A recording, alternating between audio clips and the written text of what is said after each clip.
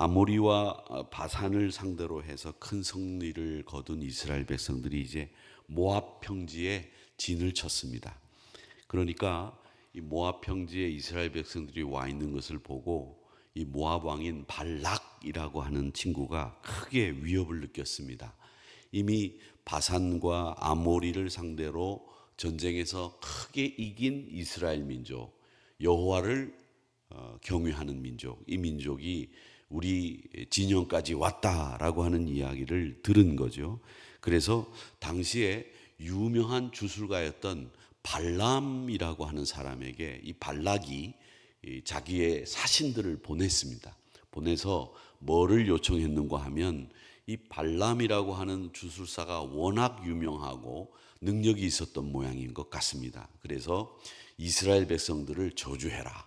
네가 저주하면 사람들이 저주를 받고 네가 축복하면 축복받는 것을 내가 봤다. 근데 이 발람은 하나님의 선지자가 아닙니다.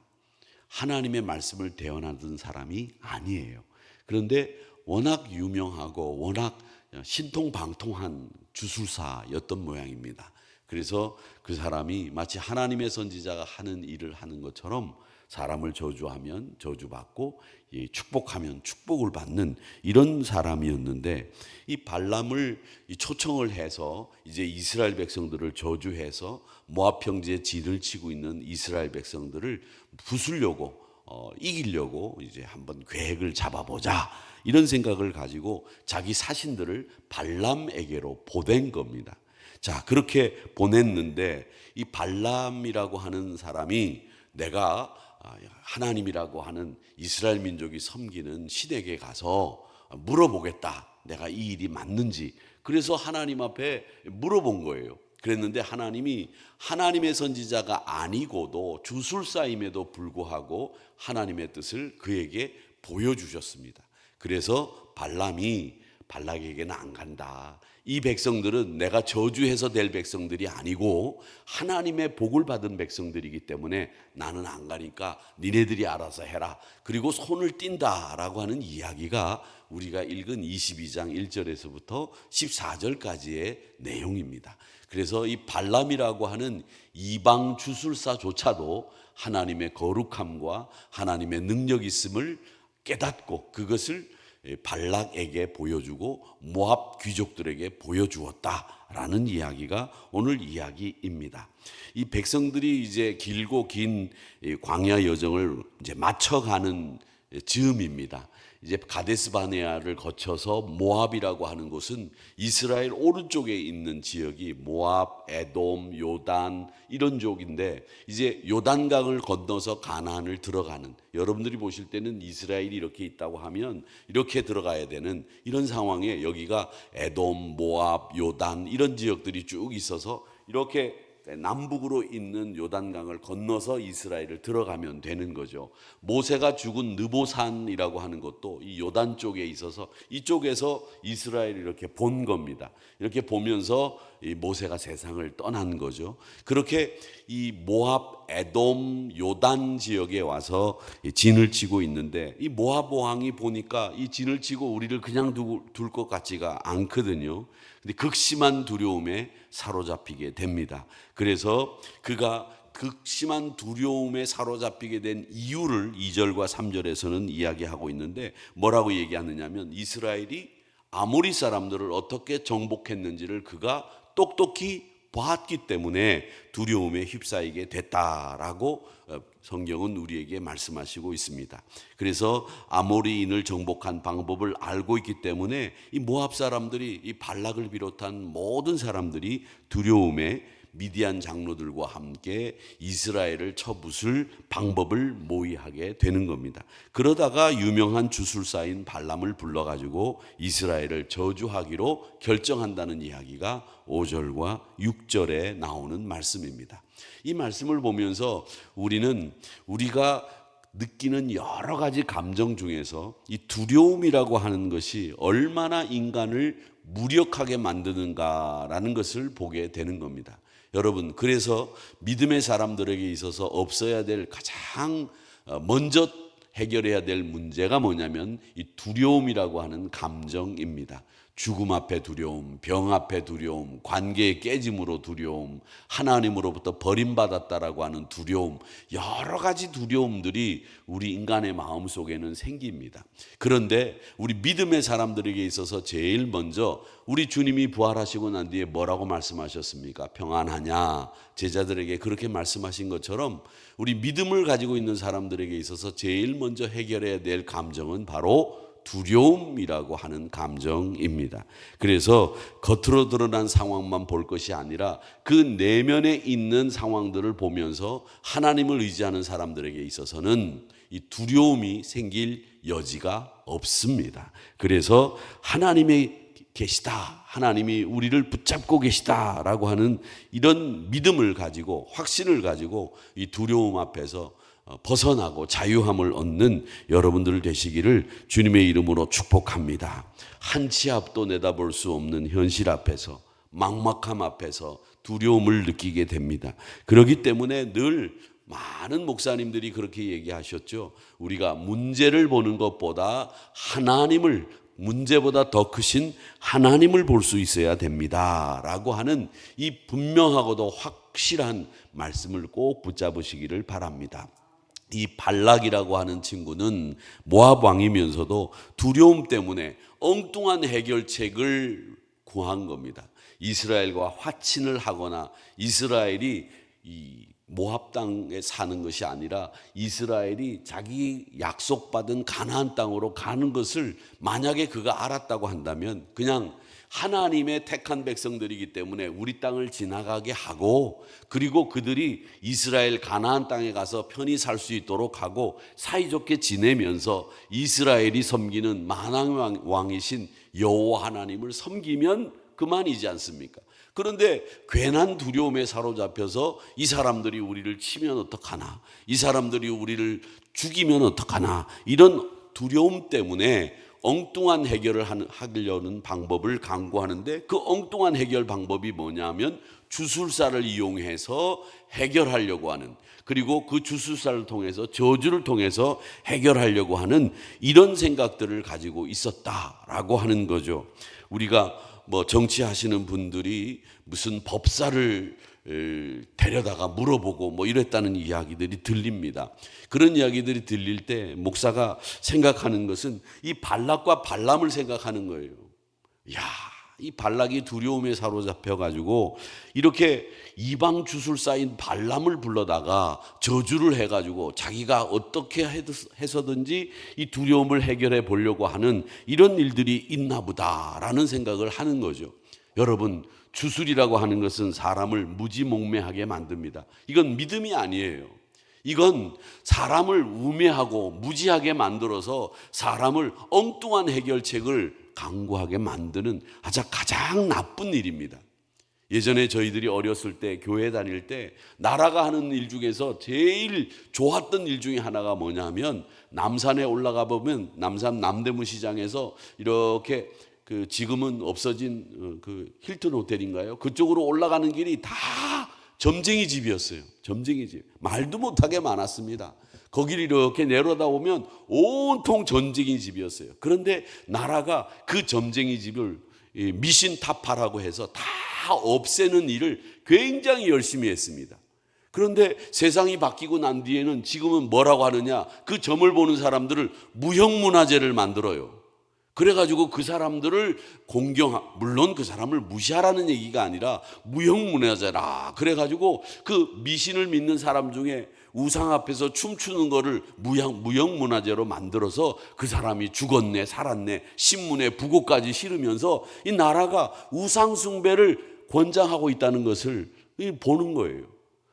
그래서 이 백성들을 어떻게 삼으려고 하느냐, 물론 좋은 면도 있습니다. 우리나라 문화 중에 하나이기 때문에. 그러나 종교적으로 볼 때, 목사가 볼 때 그건 무형문화재가 아니라 우상 앞에서 춤추는 것에 지나지 않아요. 그러니까 이 믿음의 사람들이 그런 부분에 대해서 분명하게 알고 이야기하고 말해야 됩니다. 우상은 타파해야 되고 미신은 없어져야 되는 건데, 이 발락이 발람을 불러다가 이 짓을 하는 겁니다.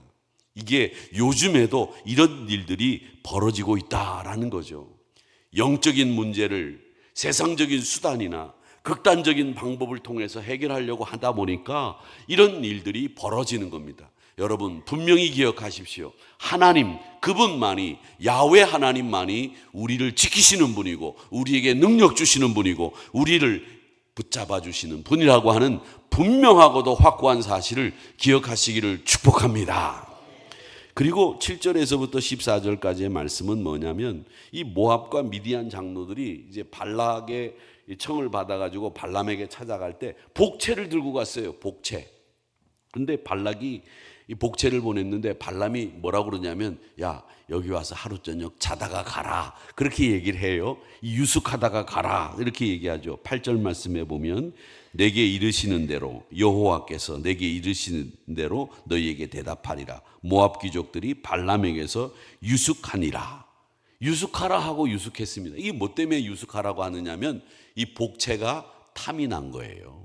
결국 돈 때문에 이 발람이라고 하는 이방 주술사는 이렇게 모압에서 온 발락의 사신들을 유숙하게 만들고 그리고는 자기가 하루 마치 이 굉장히 긴 장고의 시간을 가지고 하나님의 뜻을 전하는 것처럼 이 돈을 바라고 이런 짓을 한다라고 하는 겁니다. 여러분 사람들이 어떤 생각을 하는지 사람들이 사람을 잘 알고요. 시간이 지나면 그 사람이 어떤 생각을 했는지 왜 그런 행동을 했는지를 다 알게 되는 것이 세상 이치입니다.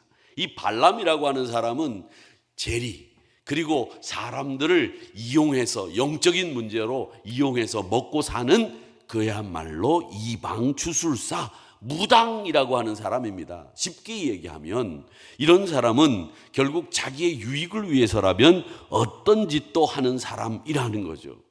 발람이라고 하는 이름 자체가 파괴자라고 하는 뜻입니다. 그가 고하는 이 부돌이라고 하는 곳은 주술사들이 모여 사는 동네다 이런 뜻이에요.